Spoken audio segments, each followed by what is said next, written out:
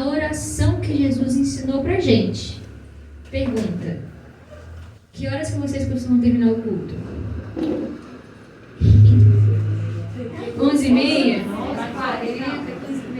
Ah, tá. Não, porque me falaram que era até meio-dia. Eu tava contando até 11h55, porque eu não falo muito, não. 11h50?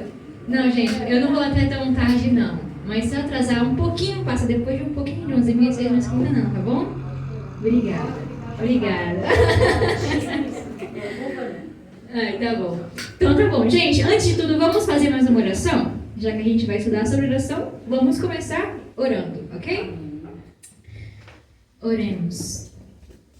Pai Santo maravilhoso Senhor, muito obrigada por esse dia. Obrigada por esse sábado especial que podemos nos reunir mais uma vez para adorar o teu santo nome. Nesse momento vamos abrir a tua palavra, vamos estudar aquilo que o Senhor quer ensinar para cada um de nós. E sabemos que cada um de nós, Senhor, tem coisas que precisamos mudar, coisas que precisamos melhorar. Pedimos que tudo que possa ser falado aqui, Senhor, possa alcançar o nosso coração e nos transformar. E que também possamos levar a tua mensagem aos outros. Em envio do Santo Espírito, fica conosco, pedimos e agradecemos desde já, em nome de Jesus. Amém. Amém. Esqueci, não falei meu nome, tá bom? Meu nome é Mariana. Pronto, falei. Sou de Espírito Santo, Cariacica, Lonjão, tá bom? Então tá bom, vamos lá. Queria contar pra vocês uma história que aconteceu comigo no ano passado. Eu e Miguel dávamos estudo bíblico para um casal que é nosso amigo até hoje. Eles se chamam Júlio e Madalyn. E aí eles não conheciam nada de Bíblia, nada de oração, nada da vida cristã e começaram a aprender com a gente. Miguel uma vez pregou, a Madalyn, que era justamente a esposa, aceitou, recebeu nossa visita em casa e a gente estava então dando estudos bíblicos para eles, mas eles não sabiam nada. Eles não sabiam como abrir a Bíblia, não sabiam, sabe, como achar capítulo, versículo, a gente ensinou do básico, não sabiam como orar. Então a gente foi ensinando tudo, ó, quando você começar uma oração, você louva o nome de Deus, você coloca aquilo que você tem no seu coração, como se ele fosse um amigo, vocês já conhecem. E termina falando a frase, em nome de Jesus, amém. Ensinamos. E justamente, esse foi um dos temas do nosso estudo. Uma vez a gente ensinou sobre oração. E aí nós falamos, olha, já que a gente ensinou sobre oração para vocês, então dessa vez, ao invés de ser Miguel ou eu que vamos orar, quem vai orar vai ser um de vocês, escolham. Aí ficou empurrando um pro outro, igual uma peteca. No início é assim, né? Mas no final das contas, a Madalyn orou. E essa foi simplesmente a oração mais linda que eu já ouvi na minha vida. Prometo para vocês que eu já ouvi oração de pastor, de irmão de igreja, que está há muitos anos, recém-batizado, e eu nunca ouvi uma oração tão bonita quanto aqueles dois fazem. Mas aquela em especial me marcou muito. Porque a Madalyn ela começou a orar, e ela realmente foi falando tudo para Deus, de verdade, igual um amigo. E no final ela falou assim, Senhor, eu agradeço porque o Senhor enviou a Mariana e o Miguel para nós, porque eles nos ensinam da tua palavra. E antes estava tudo, e ela fez uma associação assim, ela falou, olha, antes estava tudo escuro, a gente não conseguia enxergar, mas agora eles trouxeram luz e nós conseguimos ver. Foram palavras tão bonitas, eu fiquei assim, gente, a mulher acabou de aprender a orar e está me ensinando. Ela fez aquela oração, eu chorei, ela disfarcei, sequei minhas lágrimas, fiquei tranquila, né? E aí depois na volta a gente ficou conversando sobre essa oração e eu nunca esqueci. Então, Madalyn aprendeu naquele dia a orar. E existem palavras, existem orações que muitas das vezes tocam a gente no profundo do nosso coração, né?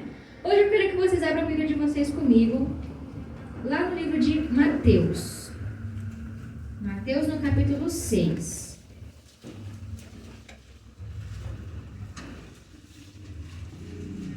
A gente vai abrir a Bíblia em Mateus capítulo 6 e nós vamos abrir depois em outros versículos. Mas deixa a Bíblia marcada aí, porque a gente vai voltar depois, tá bom?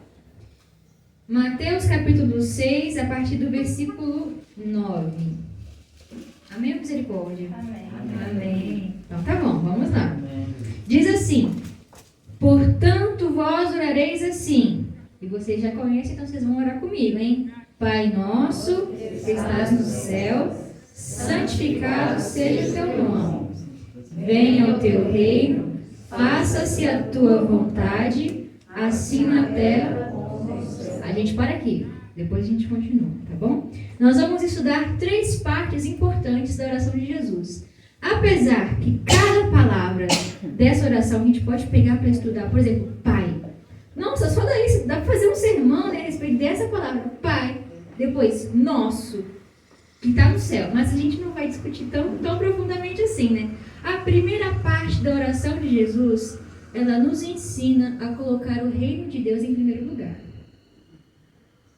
Ela nos ensina a lembrar que existe um Pai no céu, um Deus todo-poderoso que está no céu e que essa vontade dele, que é feita lá, precisa ser feita onde aqui?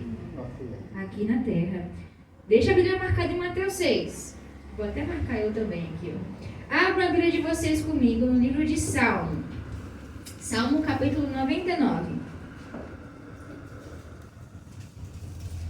Salmo capítulo 99. Vamos ler os versículos 1 a 5.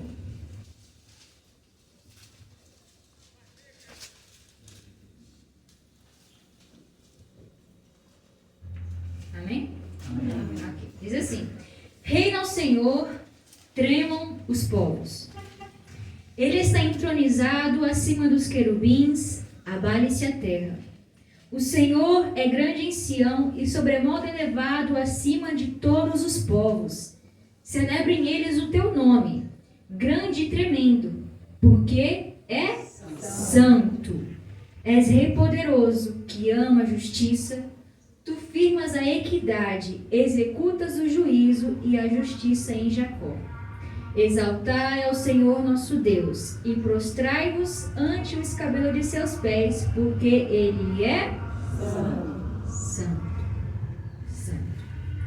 A oração de Jesus disse: santificado seja o teu nome. O nome de Deus, assim, Deus tem muitos nomes, digamos assim, muitos apelidos, mas tem um que é realmente o nome dele, e que a gente costuma chamar de tetragrama sagrado. São 4 letras. Miguel que sabe muito aí de hebraico, eu não sei muito não. Eu sei que são 4 letras que em português a gente costuma escrever como YHWH. Curioso é o seguinte: em hebraico é uma maneira diferente de escrever. Por exemplo, a gente escreve com consoantes e vogais. Só que em hebraico não se escreve com vogal, se escreve somente com consoantes. A maneira de colocar uma vogal na escrita hebraica é recente, para poder saber como dizer as palavras. Por quê? Porque se você escreve só a consoante, vamos colocar assim, ó. Pensa no meu nome. Meu nome é Mariana. Aí, se a gente fosse escrever em hebraico, digamos assim, a gente escreveu o quê? Como M-R-N, né? M-R-N. Aí vocês que já eram judeus, vocês iam ler M-R-N e iam entender o quê? Mariana. Só que isso se vocês já soubessem. Por quê? Pode ser Mariana. Mas se você não sabe quais são as vogais que estão ali no meio, pode ser Mariane. Entendeu? Essa que é a questão. Então o hebraico ele era uma língua de memória. Uma língua que você escreve, mas você precisa saber qual é o som que está no meio. Entendeu? Então isso que acontecia com todas as palavras. Por exemplo, esse nome de Deus, o tetragrama, ele também não tinha vogal no meio, só as consoantes. Aí o que acontece? Aí Deus foi e deu uma ordenzinha para os judeus e falou assim: olha, não tomarás o nome do Senhor teu Deus em vão. Só que os judeus cometeram muitos erros. E eles ficaram com tanto medo de tomar o nome de Deus em vão, que eles começaram a nem sequer mais falar. Nem falar o nome de Deus. Assim, a Bíblia ensina: não tomar o nome de Deus em vão. E eles falaram: não vou nem tomar o nome dele. E não começaram a não falar mais. E aí, hoje, a gente não sabe como se diz esse nome. Sabia? É como se você escrevesse assim, M-R-N, e não sabe se falar Mariene, Mariana, Moriono, não sabe como é que fala. Então a gente inventou letras ali no meio, e hoje em dia a gente fala Iavé, Javé ou Jeová. É a maneira mais comum de dizer esse nome, mas a gente não sabe se realmente se diz isso, tá bom? Só que, apesar desse extremo que os judeus cometeram, ficaram com tanto medo, né, que passaram a não falar mais, ainda assim, a gente precisa falar do nome do Senhor. A gente precisa santificar. Vocês sabiam que essa lei que Jesus deu para nós, lá nos 10 mandamentos, Não tomarás homens como Deus. Então, sabe o que significa isso? É como se a gente estivesse se casando com Deus. Por exemplo, ou sendo filho dele mesmo. Por exemplo, eu sou Mariana Samara dos Santos. Eu tenho esse santos por parte do meu pai. Então é como se meu pai chegasse para mim e falasse assim: Mariana, olha só, onde quer que você vá, onde quer que você ande, eu quero que você tenha respeito pelo nome que você carrega. Porque todo mundo sabe que você é minha filha. Eu quero que você tenha respeito, que as pessoas te respeitem por isso. Então é isso que a Bíblia tem nos ensinado. Será que nós temos santificado a Deus na nossa vida? E aqui na Escola Sabatina a gente estava falando muito de coisas que nós precisamos melhorar, reformar, né? E às vezes talvez a gente pensa muito nos outros. O que o outro precisa fazer? O que o outro precisa mudar? O cuidado que o outro precisa ter. Mas na minha vida, o que eu preciso mudar? O que eu preciso melhorar? A oração de Jesus nos ensina que nós precisamos colocar o reino e a vontade de Deus em primeiro lugar. Eu estava lendo o Maior Discurso de Cristo há um tempo atrás, relendo. E aí Ellen White vai descrevendo que quando Satanás começou a pecar, quando o pecado entrou no coração dele, ele começou a contar para os anjos. Eu não vou nem dizer que eu representar como se eu fosse, né? Que eu não quero representar isso. Mas imagina que ele tivesse misericórdia, que ele estivesse aqui, que nós fôssemos anjos, e ele estava tentando convencer a gente. Ele falava assim: olha, a lei de Deus é injusta, você sabia? E os anjos ficavam chocados. Eles falavam: ué, e tem lei? Eu não sabia que tem lei, não. Por quê? Porque a lei de Deus era natural. Estava no coração. Sabia que a lei de Deus estava tão no coração que eles nem sabiam que obedeciam? Eles faziam naturalmente. Olha que bênção. É difícil para nós, muitas das vezes, fazer a vontade de Deus, né? Ontem a gente estava conversando de noite, antes de dormir, né? E falando sobre a nossa necessidade, por exemplo, de pregar a palavra de Deus. Que você querendo ou não, você precisa pregar. Querendo ou não, você precisa testemunhar. Mas você precisa fazer.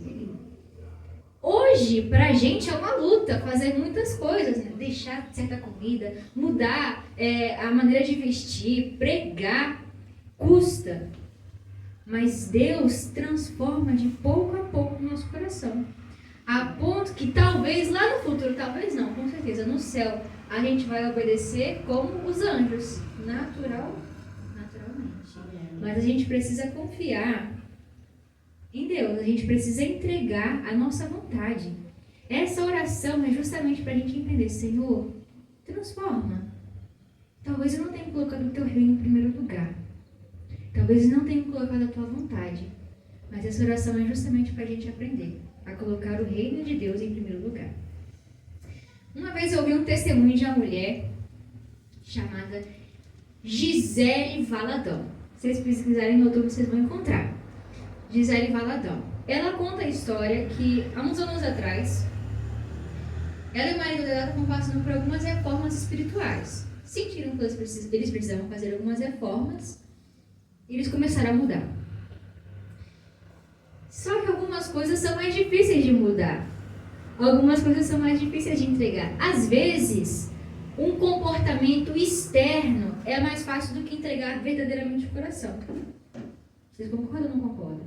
Às vezes é fácil ter aparência, mas o coração de verdade é difícil. É difícil. Então ela contava que eles mudaram muita coisa, mas precisavam entregar algumas coisas ainda. Até que a filha mais nova dela começou a passar mal. E passou muito mal. E Tia já estava falando sobre entregar os filhos. Será que você tem coragem?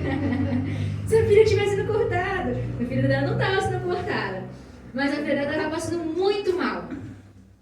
E ela orava: Senhor, cura, cura, cura, cura. E Deus falando no coração dela: você precisa me entregar a sua filha. Você precisa me entregar a sua filha para que eu faça a minha vontade. E ela ficou preocupada, porque ela ficou: gente, mas se eu entregar para Deus, a vontade dele pode não ser a minha. E ela lutou. E a menina lá quase morrendo de passar mal. E nada de entregar a menina. Mas a menina estava quase morrendo, lutando. E ela falou: Senhor, eu te entrego a minha filha. Se o Senhor quiser que ela morra, o Senhor pode levar. Mas se o Senhor quiser que ela viva, então cura ela. No final das contas, a filha dela foi curada. Amém? Amém. Mas e se não fosse? E se não fosse a vontade de Deus? Que ela fosse curada? Bem, ela decidiu entregar nas mãos de Deus, mas e nós? Teríamos entregado?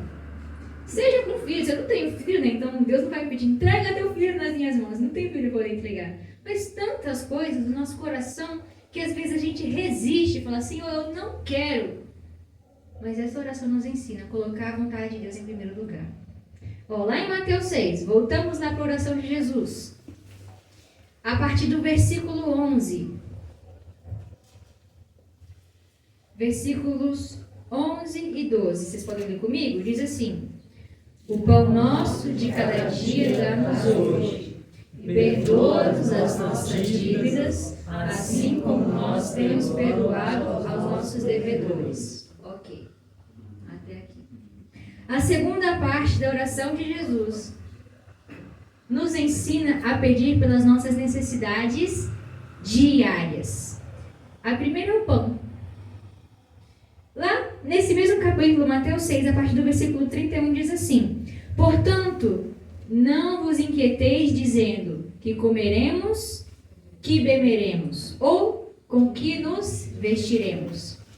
Porque os gentios é que procuram todas essas coisas, pois vosso Pai Celeste sabe que necessitais de todas elas. Buscai, pois, em primeiro lugar o seu reino e a sua justiça, e todas essas coisas vos serão acrescentadas. Quando eu fui estudar para poder escrever essa mensagem, eu estudei bastante o livro maior de Curso de Cristo, né? Porque é justamente lá fala sobre essa oração de Jesus. E aí tem uma frase que a Demate diz assim: tudo é nosso. Vocês sabiam disso? Tudo que existe neste mundo é teu. Mas isso não significa que você vai pegar o carro que está ali embaixo que não é teu, digamos assim, e vai usar, né? Isso significa que todas as bênçãos que Deus possui para te dar são suas. Mas sabe por que a gente precisa pedir? Porque a gente é igual criança. Eu tenho uma sobrinha de 2 anos.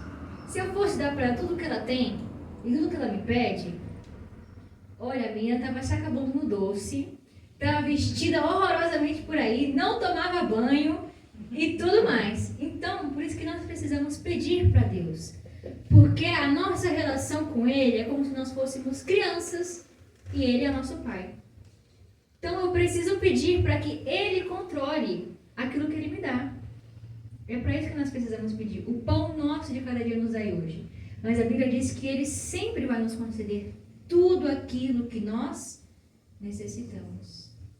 Será que nós temos confiado que Deus vai suprir todas as nossas necessidades? Ou será que a gente pensa que, por exemplo, no trabalho, tudo vai depender de mim? Tudo. O dinheiro que eu preciso para mim, de uma certa maneira, você realmente precisa trabalhar, é verdade. Mas você trabalha e quem te dá é Deus. Quem cuida da tua família não é você, é Deus. Nós precisamos confiar que Ele vai suprir as nossas necessidades. Só que Jesus também disse assim: eu sou o pão da vida. Quando a gente pede a Deus pelo pão nosso de cada dia, nós não estamos pedindo somente pelos bens materiais, mas também pelo pão que é Cristo. Pelo pão que é Cristo. Nós precisamos de Jesus diariamente. Vocês citaram uma citação de Ellen White, que eu justamente trouxe pra gente. Diz assim, olha: far-nos-ia bem passar diariamente 1 hora a refletir sobre a vida de Jesus. Deveremos tomá-la ponto por ponto e deixar que a imaginação se apodere de cada cena, especialmente as finais. Diz assim: Cristo e Ele crucificado, eis o que deve constituir o tema de nossas meditações, de nossas conversas e de nossas mais gratas emoções. Nós precisamos ter Jesus em nós cada dia, irmãos. Quantas vezes talvez cada um de nós tem falhado? Ai, tô com preguiça. Ai, eu acordei atrasado. Hoje eu não vou ler a Bíblia não, tô cansado. E às vezes acontece que a gente talvez cometeu algum erro, algum pecado e tem dificuldade de se chegar a Jesus, não é? Às vezes a gente tem vergonha de se aproximar dele. E a gente não busca. Mas são justamente nesses momentos que nós precisamos buscar mais. São justamente nesses momentos que a gente precisa se aproximar dele e falar: Senhor, estou eu aqui, estou precisando, preciso do Senhor aqui. Sou uma miserável e não consegui fazer tudo aquilo que eu precisava, eu preciso do Senhor. São nesses momentos que nós precisamos de Jesus. A oração continua dizendo assim: perdoa-nos as nossas dívidas, assim como nós temos perdoado aqueles que nos devem, ou nos ofendem, exatamente. Gente, que difícil esse negócio. Quando eu era criança não tinha muita ofensa, né? Quando eu era criança, alguém brigava comigo, ou enfim, aí tinha uma frase: Belém, Belém, nunca mais tô... Todo mundo conhece, né? Mas assim, aí eu falava um negócio desse, no dia seguinte eu esquecia da ofensa, eu nem lembrava que tinha brigado. Chegava na escola no dia seguinte, tratava a minha amiga como se nada, porque eu realmente tinha esquecido. Era fácil perdoar, mas parece que a gente vai envelhecendo, o coração vai ficando mais duro.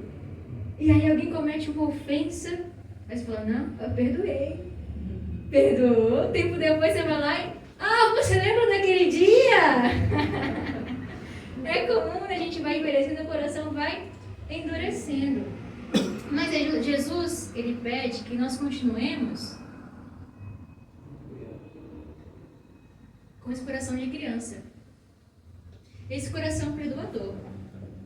Como a gente não é perfeito, você pode até brigar de vez em quando. Tudo bem, vamos dizer que você pode, mas você precisa perdoar. É esquecer, é deixar para trás e começar do zero. Lá no livro de Tiago, vamos lá, abram comigo, por favor, a Bíblia de vocês, no livro de Tiago, capítulo 5. Tiago, capítulo 5. Vamos ler os versículos 15 e 16 agora. Tiago 5, versos 15 e 16, diz assim: e a oração da fé salvará o enfermo, e o Senhor o levantará, e se houver cometido pecados, seriam perdoados. Confessai, pois, os vossos pecados uns aos outros, e orai uns pelos outros, para serdes curados. Muito pode, por sua eficácia, a súplica do justo. Verso 19 e 20 diz assim: meus irmãos, se algum entre vós se desviar da verdade e alguém o converter, sabei que aquele que converte o pecador do seu caminho errado salvará da morte a alma dele e cobrirá a multidão de pecados. Jesus nos ensina o seguinte: sabe quando aquele irmãozinho te ofende, você não tem que esperar ele vir até você pedir perdão, não. Quem é que vai atrás de quem cometeu a ofensa? É você. Somos nós. Quando alguém comete uma ofensa contra você, você precisa chegar lá e convencer: olha, você fez isso, fez aquilo, eu não gostei. Mas não é só para terminar aí. É para você perdoar. Convencer ela do mal, perdoar. Porque da mesma maneira como Jesus nos perdoou, nós devemos perdoar. E foi você que buscou Jesus? Foi você que procurou a Deus e falou: Senhor, eu preciso de perdão? Ou foi Deus que veio até você? Foi Deus que tocou no teu coração com o Espírito Santo e falou: você precisa de mudança? Foi Deus. Da mesma maneira, quando alguém comete uma ofensa, você não espera a pessoa. Você vai até ela. Difícil? Coisas que a gente precisa mudar, coisas que nós precisamos transformar. Uma vez eu vi uma história, eu ouvi faz tempo, então eu já esqueci algumas informações, mas ela é verdadeira, não era mentirosa não. Eu ouvi a história de um homem que estava no hospital, quase morrendo. E aí, ele não gostava de Deus, tinha um péssimo relacionamento com a família, não queria perdoar o filho. Uma vez ele e o filho discutiram, ele ficou ofendido com o filho e falou: nunca mais falo com você na minha vida, eu não quero saber de você. E aí ele estava lá no leito do hospital e chegou um irmão, uma igreja evangélica, para visitar ele. Falou: olha, você precisa entregar o seu coração para Jesus antes de você morrer. Você precisa deixar suas coisas ser tudo certo, tudo arrumado. Porque se você morrer, você precisa se encontrar com Deus. E aí trabalhou para convencer o moço, vamos colocar o nome dele de Antônio. Vamos colocar o nome dele de Antônio. Antônio, você precisa perdoar, você precisa deixar sua vida organizada, deixar sua vida em branco, entregar para Jesus. O que você precisa entregar? E o Antônio, depois de muita luta, foi e falou assim: olha, há um tempo atrás, eu briguei com meu filho. E eu nunca mais falei com ele. Porque ele me chateou de um jeito que eu nunca mais quero ver a cara dele. E aí o irmãozinho: não, Antônio, você tem que perdoar, você tem que perdoar. Ele é seu filho, você precisa se encontrar com Jesus. Você precisa descansar em paz com Deus. Então Antônio foi, chamou o filho dele, conversou com ele e falou: olha, eu te perdoo, meu filho. Imagina aquela cena, né? Abraçou, chorou, eu te perdoo, beijou. E falou: daqui pra frente tudo vai ser diferente.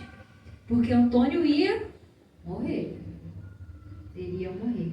Mas Deus é muito bom. Sabe o que aconteceu com Antônio? Ele foi curado. E aí ele fez amizade com aquele moço que foi visitar ele. E um dia, então, o Antônio já estava em casa. E o moço foi visitar e falou: e aí, seu Antônio? Como é que está a vida agora? A nova vida em Jesus, o perdão, o relacionamento com a família. Como é que está seu filho? Antônio: não sei. Não quero saber dele. Ele: por quê? Você não tinha perdoado seu filho? Você não tinha esquecido dessa briga? E Antônio falou: isso porque eu ia morrer. Mas agora eu estou vivo. Ele não perdeu coisa nenhuma. Imagina você deixar para perdoar só no último momento e deixar de viver uma vida feliz, uma vida plena, porque você não quis perdoar, porque eu não quis perdoar. Essa é a história do seu Antônio. Era verdadeira. Não sei se o nome dele é Antônio de verdade. É o nome que a gente colocou aqui. Mas essa é a história dele. A oração de Jesus termina com a última parte. Ela continua no versículo 13.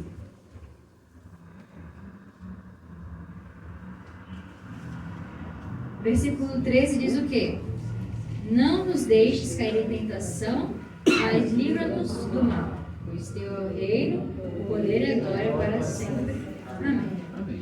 Essa parte, pois teu é o reino, o poder e a glória para sempre, pode ser uma parte que algum comentarista adicionou e acabou ficando na Bíblia. Então a gente vai comentar só até a parte do não nos deixes cair em tentação, mas livra-nos do mal. O livro que a gente estudou antes, que a gente deu os versículos anteriores, lá em Tiago, vocês não precisam abrir a Bíblia se não quiser, mas lá em Tiago, no capítulo 1, versículos 13 e 14 diz assim. Tiago 1, 13 e 14 diz: ninguém ao ser tentado diga, sou tentado por Deus, porque Deus não pode ser tentado pelo mal e Ele mesmo a ninguém tenta. Ao contrário, cada um é tentado pela sua própria cobiça, quando esta o atrai e seduz. Você já imaginou que a gente é tentado pelo próprio coração? E a Bíblia diz assim, olha, não deixa eu cair em tentação. Essa frase significa assim, Senhor, não deixa eu passar por um momento onde eu seja tentado. Não significa assim, Senhor, quando eu passar por ela, me dá uma fortaleza. Significa assim, Senhor, me ajuda a nem sequer passar pela tentação. Porque eu sou tão ruim, o meu coração já tem tanto pecado, ele é tão cobiçoso, que se eu passar pela tentação, a chance de cair é muito grande. É isso que essa oração tem nos ensinado. Só que existe um homem na terra, que ele foi tentado e não foi pelo próprio coração. Bem, dois inicialmente, né? Mas eu quero falar de Jesus. Jesus, ele não foi tentado pelo próprio coração. Porque diz que o coração, nós somos tentados pela cobiça, e Jesus não tinha cobiça, né? Então ele não foi tentado pelo coração, mas por Satanás, igual Adão lá no início. E esse Jesus é o único que pode nos livrar da nossa cobiça, da nossa tentação. Olha só, Maior Discurso de Cristo, página 118. Presta atenção no que diz aqui. A única salvaguarda contra o mal é a presença de Cristo no coração, mediante a fé em sua justiça. É por causa da existência do egoísmo em nosso coração que a tentação tem poder sobre nós. Ao contemplarmos, no entanto, o grande amor de Deus, o egoísmo se nos apresenta em seu horrível e repugnante caráter, e nosso desejo é ver expelido da alma. À medida que o Espírito Santo glorifica a Cristo, nosso coração é abrandado e subjugado. As tentações perdem sua força e a graça de Cristo transforma o caráter. Até aqui nós temos falado sobre a nossa necessidade de colocar o reino de Deus em primeiro lugar, de confiar que Ele vai nos proteger, vai nos cuidar, mas aqui nós precisamos confiar que Ele transforma o nosso caráter por meio da obra do Espírito Santo. E na escola sabatina a gente estava justamente estudando isso, não era? Era sobre a obra do Espírito Santo no nosso coração, sobre a nossa necessidade da chuva serôdia. Irmãos, a gente tem orado pelo Espírito Santo? Todo dia você acorda de manhã e fala assim: Senhor, manda o teu Espírito, porque sem Ele eu não posso fazer nada. Sem Ele eu não consigo ver Jesus. Sem Ele eu não consigo confiar. Eu não consigo ver o meu pecado. Nós precisamos do Espírito Santo no nosso coração. Essa oração de Jesus nos ajuda a ver aquilo que nós precisamos entregar para Deus. É uma oração de entrega, sabia? É uma oração de entrega. Ela é simples. E eu fico impressionada em como Jesus é um professor maravilhoso. Porque ele conseguiu fazer... Imagina ele falando essa oração. Ele deve ter falado em 1 minuto. Jesus estava lá ensinando para o povo e ele gastou 1 minuto para falar essa oração. E a gente está desde 11h10 estudando ele. E a gente podia gastar muito mais tempo estudando, porque tem muito mais para aprender. Mas a gente precisa refletir nessas palavras, fazer delas a nossa oração. O Miguel ele vai cantar mais uma música e ela fala sobre Jesus nascer em nós. Irmãos, eu quero que cada um de nós possa refletir: o que é que eu preciso entregar para Deus? Será que eu tenho colocado o reino dele em primeiro lugar? Será que eu tenho confiado? Será que eu preciso perdoar alguém que eu não perdoei? O que é que você precisa entregar para Jesus? O que é que você precisa mudar e falar: Senhor, está aqui o meu coração, fraco como ele é, faz a obra. Miguel vai cantar Nasce em Mim, e que cada um de nós possamos permitir que Jesus possa nascer no nosso coração. Amém.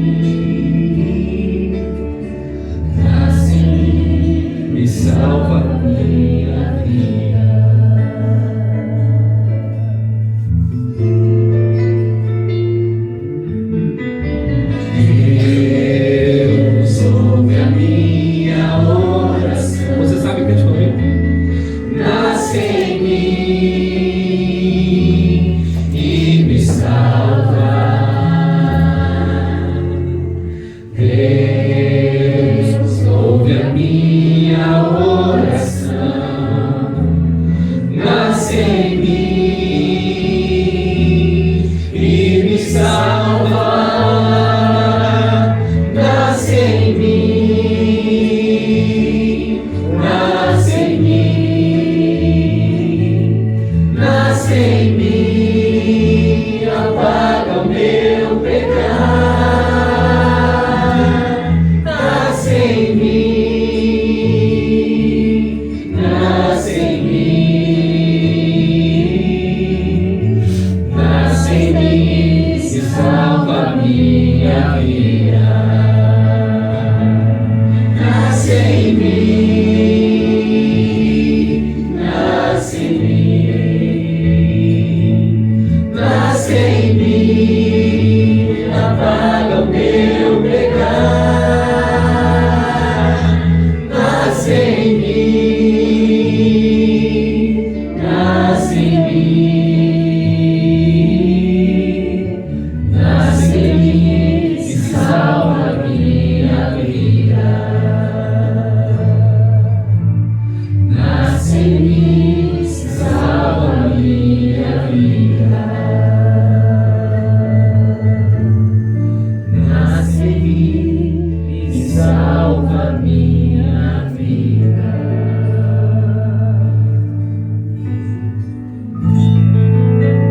Amém.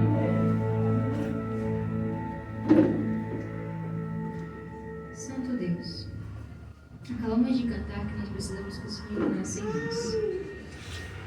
Somos tão fracos, tão pecadores, tão falhos, Senhor, que por nós mesmos nós não podemos fazer nada, nós não podemos nem sequer perceber o nosso erro, não podemos perceber, Senhor, nossa necessidade de Ti. Mas é por isso que nós precisamos que o Senhor nasça em nós. É por isso que nós precisamos do Teu Espírito, Senhor, habitando cada dia no nosso coração. Pedimos, Senhor, que no coração de cada irmão que estamos aqui, que o Senhor possa enviar o Teu Espírito, para que nós não andemos mais sozinhos neste mundo, para que nós possamos andar, Senhor, acompanhados do Senhor, segurando na Tua mão, porque é só assim que nós vamos alcançar o céu. Fica conosco, age no coração de cada um, nos dê um sábado feliz na Tua presença. Possamos, Senhor, sair daqui com a certeza da vitória. Possamos sair daqui com a certeza de que o Senhor está conosco e que vai nos guiar até o fim, até o momento que nós vamos nos encontrar pessoalmente contigo. Amém. Pedimos e desde já agradecemos, em nome de Jesus. Amém. Amém.